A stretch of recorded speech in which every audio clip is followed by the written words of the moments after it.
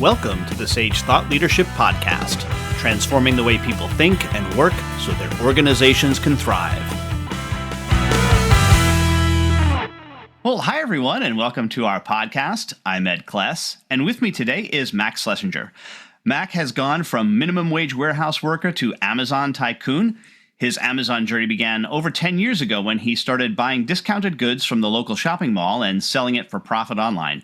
Mac became fascinated with the world of e-commerce and began experimenting with simple strategies like selling retail arbitrage, drop shipping, and selling his own private label products.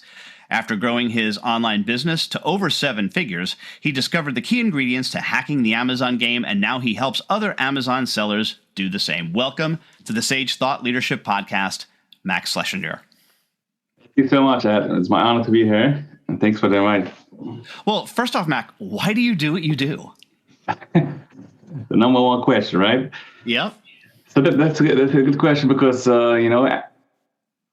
as we know, every person does what he does, but not everyone knows exactly why he's doing it. It's not like there's a certain reason why I'm doing. So for me, it's very similar. I mean, I started doing what I'm doing throughout the years.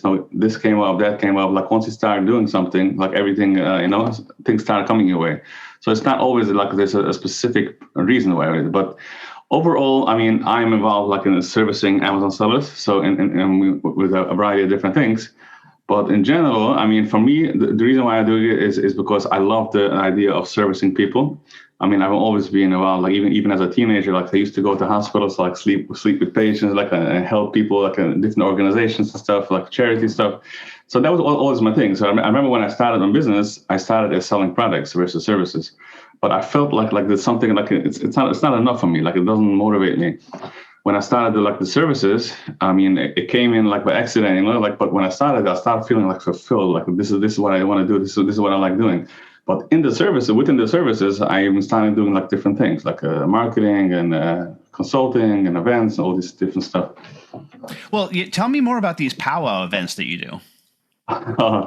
That's one of the latest hacks for me. So basically, the PowWow event is more it's a networking event for Amazon sellers and vendors.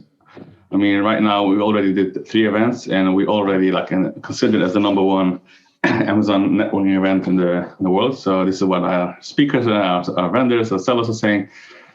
Because how I got into this is because throughout the years, as I said, that I do the services, I've been dealing with all these different sellers and vendors, to help them, in marketing and other stuff.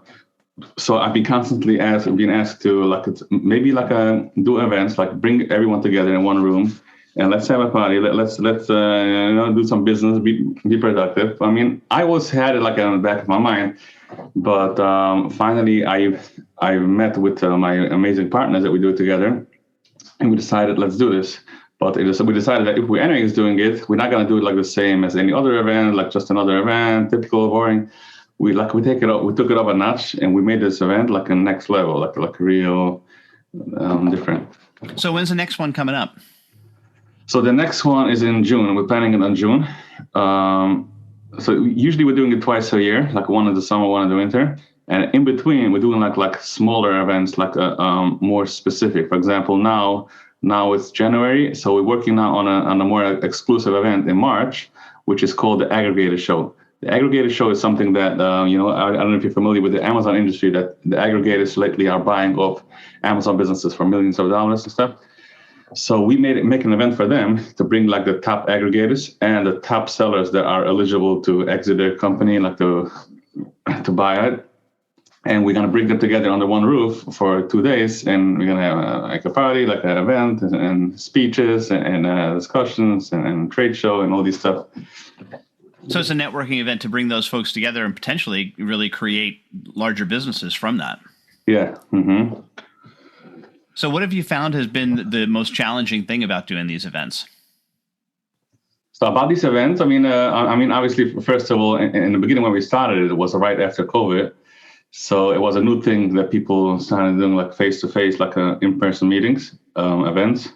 So it was a bit of a challenge to educate people, it's over. I mean, it's not over. I mean, it's still going on, but at least, it's back to normal. I mean, we can get together again in person and do an event and have fun and Excellent. And we have an exit question, Mac, that we ask all of our guests, and that is, who is a hero of yours, and why are they a hero? That's a challenging question. Because to be honest, I don't know.